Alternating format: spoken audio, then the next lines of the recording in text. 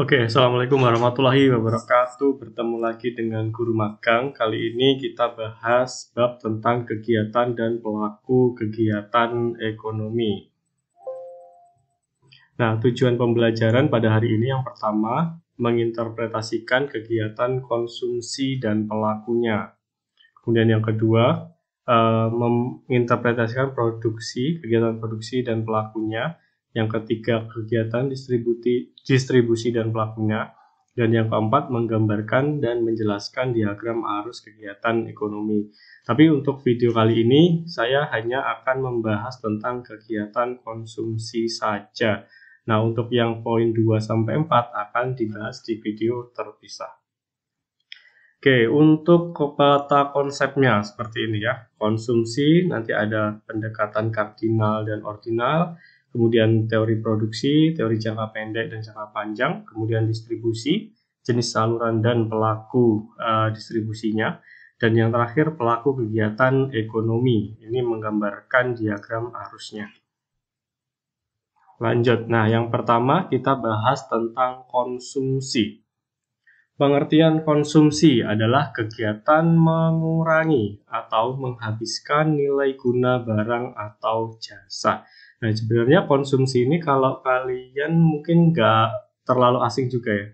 Makan, makan, mengkonsumsi, memakan. Sebenarnya tidak salah dan itu benar. Inti dari konsumsi kalau di ekonomi, pokoknya kita itu mengurangi dan menghabiskan nilai guna. Misalnya beli bakso, harga 10.000, dapat pentol, dapat tahu. Kalau kita konsumsi, berarti kan baksonya itu kita kurangi nilai gunanya.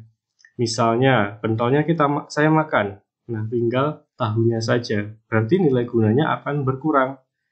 Atau misalnya kalian beli pulpen, harga 2.000. Nah, pulpen itu ketika kalian masih beli dan belum digunakan, harga 2.000 masih penuh tintanya.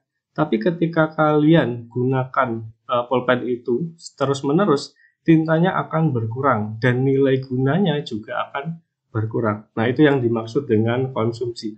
Apapun yang kegiatan kita yang mengurangi nilai guna barang itu adalah konsumsi. Baik makanan, barang yang lain, dan seterusnya. Oke, kenapa ada konsumsi? Tujuannya ini. Yang pertama untuk memenuhi kebutuhan, benar ya? Kemarin kita sudah bahas juga tentang kebutuhan. Misalnya lapar, berarti kita harus makan. Makan juga bentuk konsumsi. Misalnya kita mau futsal, butuh sepatu. Nah, memakai sepatu juga termasuk kegiatan konsumsi dan sebagainya. Yang kedua, memenuhi keinginan dan kepuasan individu. Ya, betul. Ketika kita menggunakan suatu barang, kita akan merasa puas gitu. Jadi keinginan kita terpenuhi. Dan yang ketiga, untuk mendapatkan penghargaan. Oke, kita memakai suatu barang itu untuk dipuji misalnya. Nah, itu juga termasuk penghargaan. Oke, lanjut. Selanjutnya faktor-faktor yang mempengaruhi konsumsi. Yang pertama adalah harga barang itu sendiri. Nah, misalnya harganya naik. Benar. Oke. Nah, misalnya harganya naik, konsumsi kalian terhadap barang tersebut gimana? Pasti turun kan? Oke, konsumsinya turun. Wah, semakin mahal, ya wis belinya dikit saja karena uang saya pas-pasan, misalnya seperti itu. Kalau harganya turun, konsumsinya akan naik. Nah, ini bisa kalian perhatikan di mall-mall, biasanya itu di Jeko. Ketika Jeko memberikan diskon, harganya turun ya. Harga turun, beli 1 lusin dapat 2 lusin, 12 donat berarti dapat 24 donat.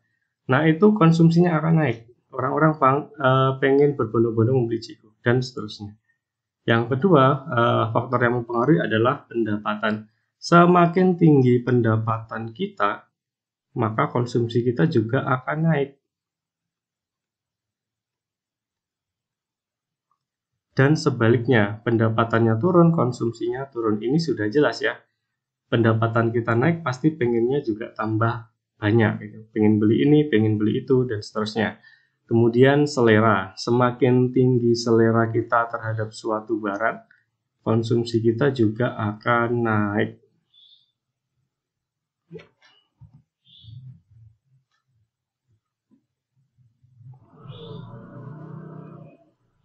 Ya, ini juga sudah jelas ya, selera.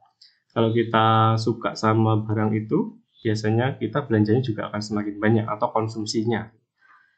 Lanjut yang keempat, jumlah barang. Semakin banyak jumlah barang, konsumsinya juga akan naik, sama.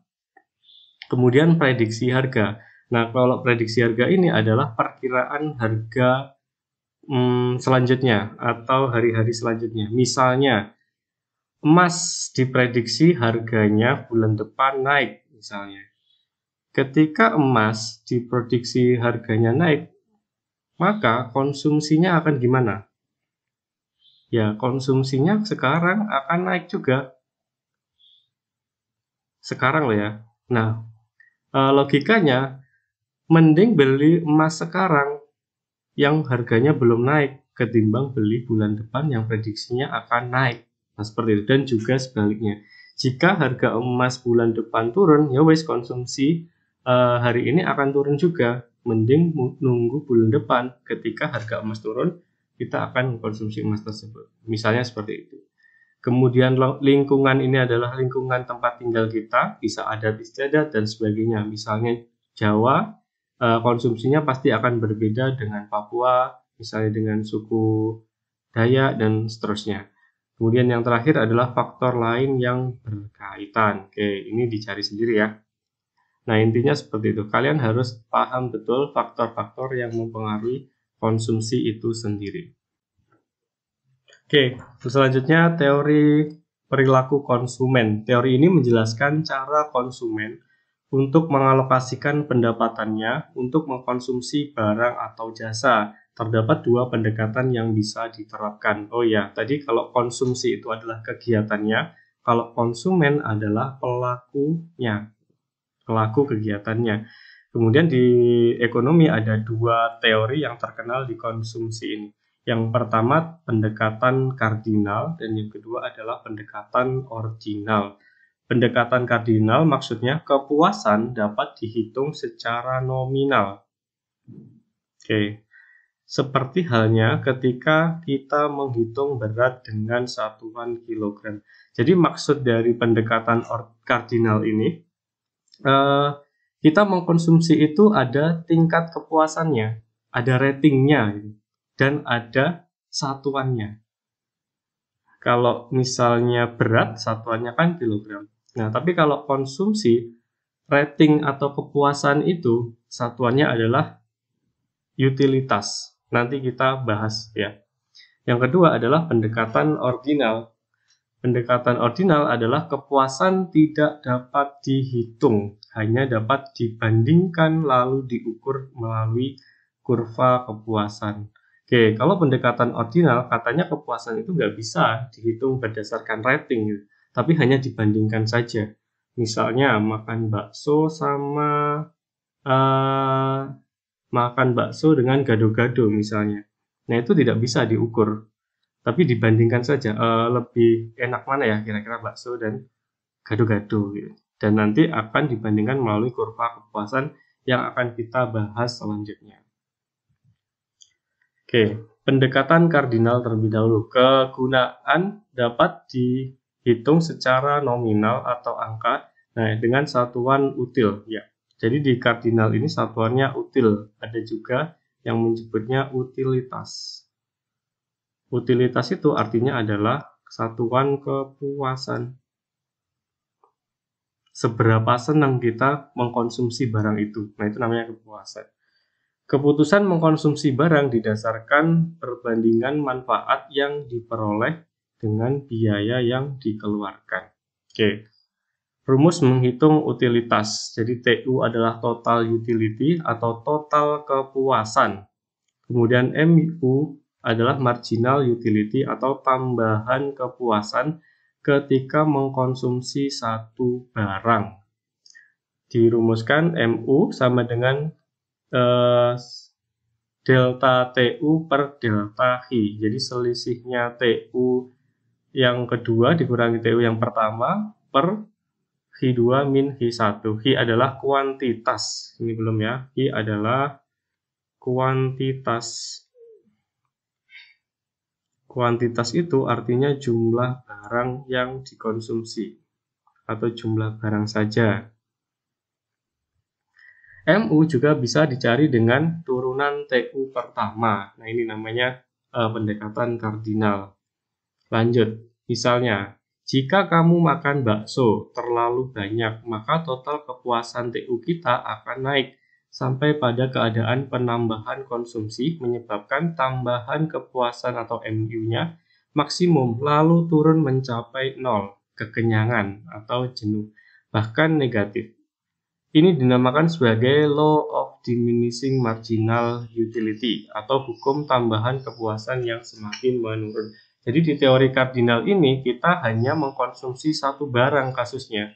Dari satu konsumsi barang itu, jika kita lakukan secara terus-menerus dalam waktu yang berdekatan, apa yang akan terjadi? Nah, itu maksud kardinal ya. Nah, di sini ada contoh ilustrasinya. Misalnya kita makan satu bakso. Nah, di sini V, kuantitasnya. Ketika kita masih makan satu mangkok bakso, total utilitasnya adalah 7. Kemudian marginal utility-nya 7. Dari mana dapat 7 ini? Ya, ini rating. Gitu. Misalnya, saya makan bakso, kok enak banget ya. Saya rating 7.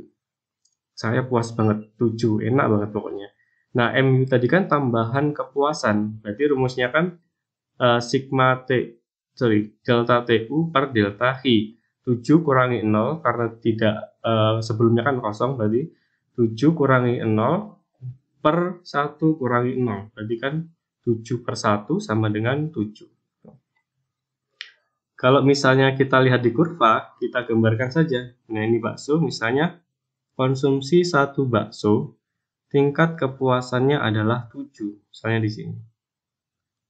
Oke. Lanjut. Wah, ini perutnya masih kuat nih. Kita beli bakso lagi, satu lagi. Jadi 2 bakso kan? 1 tambah 1, 2. Ketika kita mengkonsumsi 2 mangkok bakso, total utilitasnya 9. Oke, 9 memang lebih tinggi dari 7. Tapi kita kan sudah merasakan agak melenek-melenek dikit gitu.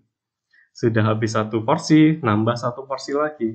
Jadi tambahan kepuasan kita berapa? Ya 9 dikurangi sebelumnya 7, berarti kan 2. Kemudian per 2 kurangi 1. 2 per 1 sama dengan 2. Jadi kalian harus paham betul.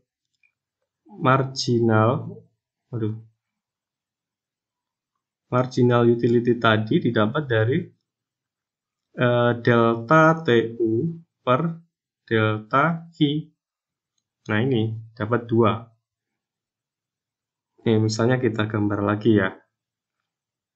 Ini 2 mangkok bakso. Misal ini gambarnya ya. Oke, 9 kepuasannya. Kemudian MU-nya sudah berkurang jadi 2. Nah, ini tambahan kepuasannya malah semakin berkurang kan.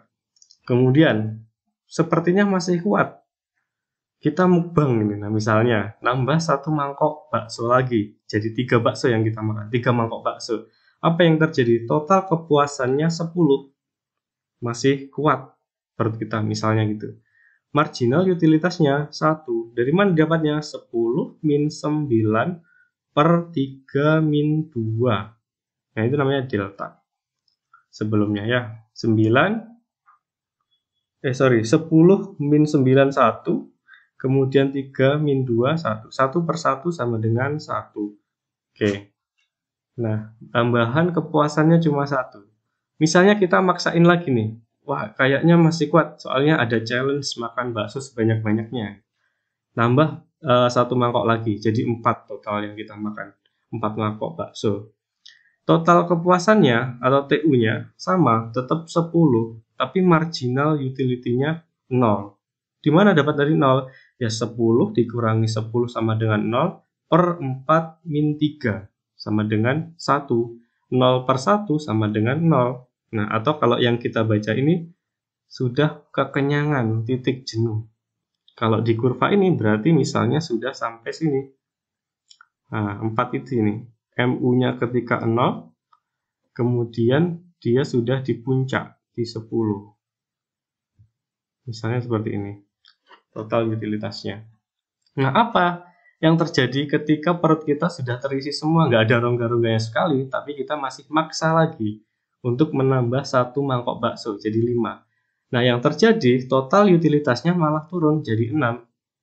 Kemudian marginal utilitasnya jadi min 4. Jadi kita sudah muntah. Dari kepuasan 10, malah sekarang makan lagi nggak ada kepuasannya, atau berkurang banget, jadi 6. Tambahan kepuasannya jadi minus 4. Sudah kita muntahkan itu 1 mangkok lagi. Gitu. Paham ya? Nah, dari mana dapat angka min 4? Ya, 6 dikurangi 10 sama dengan min 4 per 5.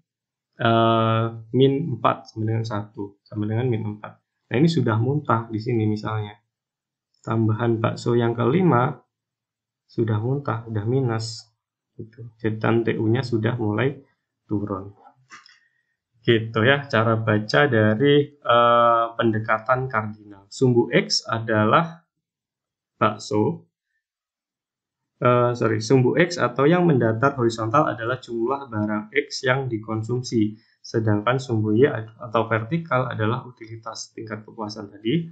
Kemudian MU turun terus bahkan sampai negatif sesuai dengan law of diminishing marginal return. Ya. Jadi tambahan kepuasan yang semakin menurun. Enaknya ngomong perut kita sudah nggak mampu lagi menampung baksonya. Muntah jadinya. TU total utility mencapai titik maksimum pada saat MU-nya sama dengan 0. Ya. Total utility maksimumnya adalah 10 ketika MU marginal utilitasnya sama dengan 0. Sudah nggak merasakan kepuasan lagi, tambahan kepuasan lagi ketika makan bakso. Gitu. Kapan itu terjadi? Ya ketika kita mengkonsumsi 4 bakso ini. Gitu. Lanjut. Contoh perhitungan pendekatan kardinal. Harga satu pensil adalah Rp1.000. Berapakah utilitas marginalnya berdasarkan tabel berikut ini? Jadi disuruh mencari MU-nya. Marginal utility-nya berapa? Misalnya di soal sudah diketahui jumlah pensil Hi 2. Ketika mengkonsumsi 2 pensil, total yang dibayar 2.000.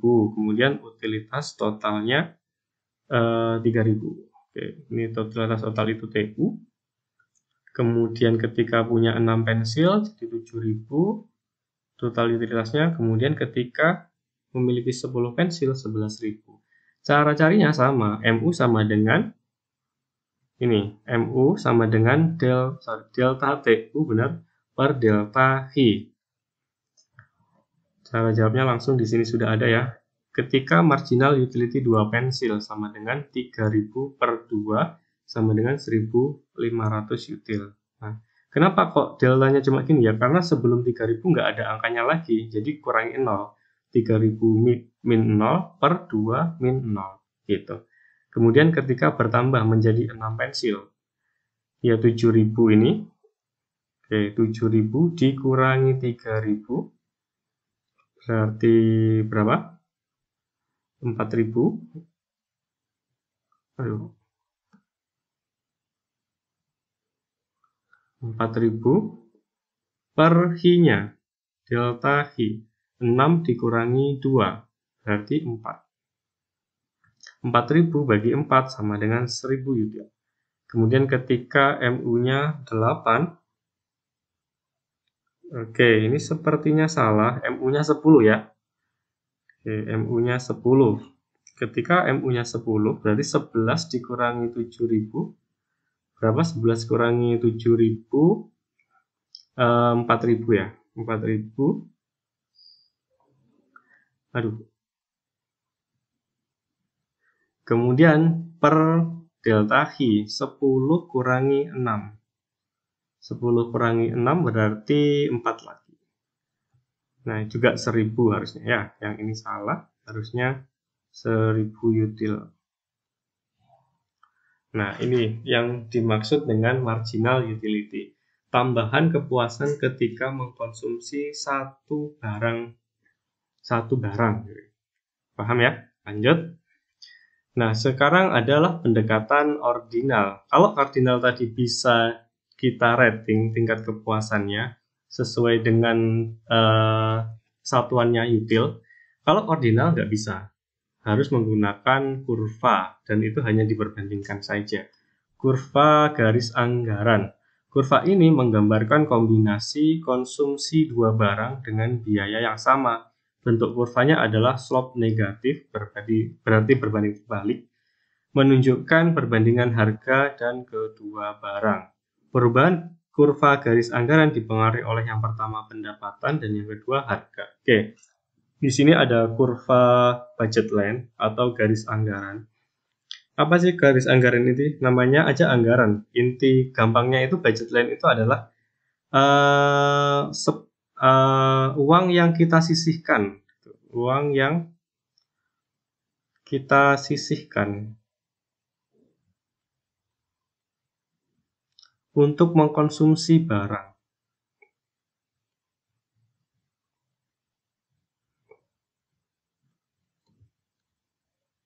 Barang atau jasa. Tapi kalau secara definisi lengkapnya ya seperti yang di atas ini. Enaknya ngomong gini, uang yang kita sisihkan untuk mengkonsumsi barang.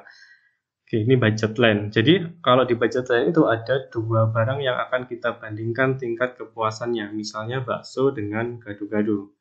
Nah, kita punya uang yang akan kita sisihkan untuk membeli kedua barang ini. Misalnya 100.000. Berarti budget line kita ya 100.000 itu. Budget line-nya adalah 100.000 misalnya ini ya. Uang yang kita sisihkan untuk membeli kedua barang ini. Nah, dengan 100.000 ini, ternyata kita bisa membeli misalnya 5 bakso dan 4 gado-gado. Misalnya. Atau juga bisa membeli 4 bakso dengan 6 gado-gado. Intinya, ketika kita membeli dengan kombinasi seperti ini, 5 dengan 4, uang 100.000 kita itu habis. Itu ya. Atau juga bisa misalnya, ini saya tambah lagi. Bisa juga 2 bakso, kemudian misalnya di sini adalah 8 gado-gado misal ini. Oke, seperti itu budget line. Intinya sepanjang kurva ini adalah kombinasi dua barang yang bisa kita beli menggunakan budget yang sudah kita sisihkan, yaitu 100.000. Nah, perubahan kurva anggaran dipengaruhi oleh pendapatan. Benar, jika pendapatan kita semakin bertambah atau naik, maka budget line ini akan bergeser ke kanan. Budget line-nya akan ke kanan. Misalnya gini ya, kan ini 100.000. Misalnya, uang yang saya sisihkan jadi 200.000. Apa yang terjadi? Kurva budget line-nya akan bergeser ke kanan seperti ini. Ya, ini BL. Nah, berarti kita bisa membeli variasi bakso dan gado-gado lebih banyak ketimbang uang kita yang 100.000 di sepanjang kurva BL yang 200.000 ini. Begitu juga sebaliknya, jika pendapatan kita turun, maka budget line akan bergeser ke kiri di sini. Oke, itu ya, paham. Kemudian juga dipengaruhi oleh harga barang. Jika harga salah satu barang, misalnya harga bakso, misalnya harga bakso naik, atau ya bakso naik, gado-gado aja. Soalnya biasanya di soal itu pakai yang bawah. Misalnya harga gado-gado naik. Nah, maka budget line ini akan berotasi ke kiri atau mendekati titik 0. Oke, kalau berotasi itu dia tidak membuat kurva baru, tapi hanya berpindah sedikit. Misalnya seperti ini. Nah, misal ini namanya berotasi. Yang bakso titiknya tetap di sini, misalnya di titik ini, tapi yang budget line itu akan mendekati. Kenapa seperti ini? Karena gado-gado semakin mahal, maka kita beli gado-gadonya juga semakin sedikit kombinasinya dengan bakso. Gitu. Kalau misalnya harga gado-gado turun, dia akan berotasi menjauhi titik 0 gitu. Paham ya? Kalau nggak paham, tanyakan saja di kolom komentar. Gitu. Misalnya kalau harganya dua-duanya naik, gado-gado naik, kemudian baksonya naik, maka budget line ini akan bergeser ke kiri. Saya contohkan ini ya. Budget line-nya akan bergeser ke kiri. Oke, kok bisa ke kiri? Ya karena ketika harga dua barang ini naik, tapi uang kita hanya 100.000, uang yang kita sisihkan, otomatis yang bisa kita beli juga semakin sedikit. Kombinasi bakso dengan gado-gadonya, gitu. Jadi budget line-nya akan ke kiri. Begitu juga sebaliknya. Paham? Paham. Lanjut. Keseimbangan konsumen. Keseimbangan konsumen terjadi ketika kurva garis anggaran kemampuan biaya bersinggungan dengan kurva indiferensi atau kepuasan. Indiferensi berarti kepuasan yang sama.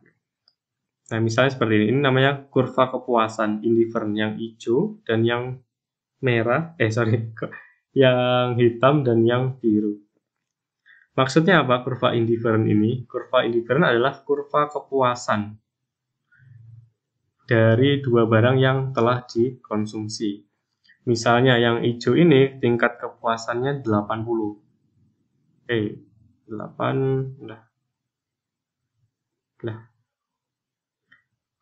80.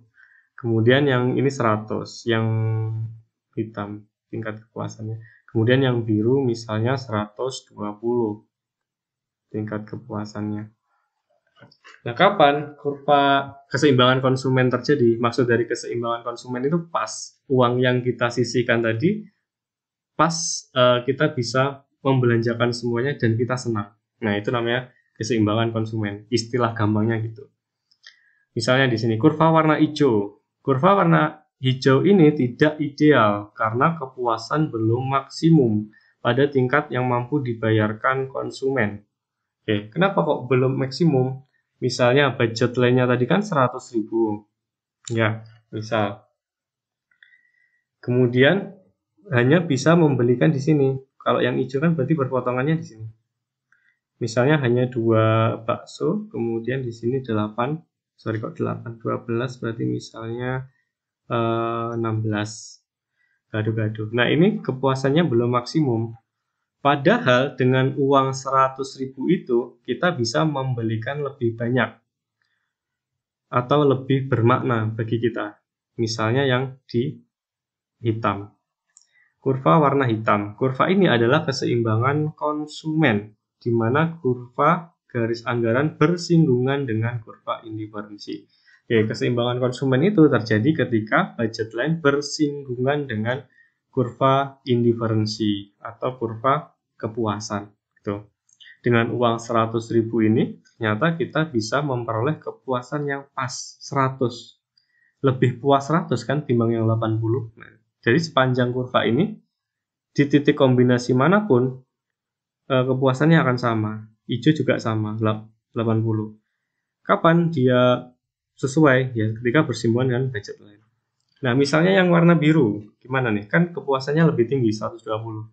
Kurva ini memberikan kepuasan lebih banyak, tapi konsumen tidak mampu membayarnya. Benar. Sebenarnya semakin ke kanan, misalnya seperti ini, nah kepuasannya akan semakin tinggi. Tapi lihat dulu dengan budget line kita. Apakah uang kita cukup untuk mencapai kepuasan itu? Uangnya hanya 100.000, ya cukupnya hanya 100 saja. Kalau misalnya pengen memperoleh kepuasan di 120, berarti pendapatannya harus dinaikkan lagi. Nah, nanti akan bersinggungan lagi di kurva yang warna biru. Misalnya seperti ini, dengan budget 200.000. Gitu. Oke, latihan soal. Berdasarkan tabel berikut ini, pernyataan yang benar mengenai perbedaan pendekatan kardinal dan ordinal adalah, ingat, tadi kardinal kata kuncinya adalah bisa di-rating ya, atau bisa dinilai berdasarkan nominal. Kalau ordinal itu tidak bisa dinilai, tidak bisa di-rating, hanya bisa dibandingkan. Mana tadi? Oke, dibandingkan saja. Dan dianalisis menggunakan kurva indiferensi. Nah, tinggal kita baca. Misalnya yang A, pendekatan kardinal. Menggunakan analisis indifferent curve. Ini salah, miliknya ordinal. Menggunakan analisis marginal utility. Ini kebalik. Ya, marginal utility miliknya teori kardinal. Yang B, menggunakan analisis marginal utility. Benar. Kemudian yang pendekatan ordinal menggunakan analisis indifferent curve. Benar. Jadi jawabannya adalah yang B. Yang C, misalnya kita mau analisis lebih jauh. Kepuasan diukur dengan angka. Benar. Kepuasan diukur dengan satuan. Salah. Angka dan satuan itu miliknya teori kardinal. Kalau ordinal, kepuasan tidak bisa diukur. Yang D, kepuasan diukur dengan satuan namanya util. Benar. Kepuasan diukur dengan subjektif. Ini juga kurang tepat. Yang E, menjelaskan kepuasan secara objektif. Tidak juga. Menjelaskan kepuasan secara subjektif. Ini juga bukan. Jadi jawaban yang paling tepat adalah yang B. Oke, sekian pembahasan tentang teori konsumen. Jika kalian misalnya ada yang kurang jelas atau ada soal yang perlu kalian tanyakan, silahkan tulis di kolom komentar. Sekian saya akhiri. Untuk teori produksi dan distribusi akan dilanjutkan di video selanjutnya. Oke, assalamualaikum warahmatullahi wabarakatuh.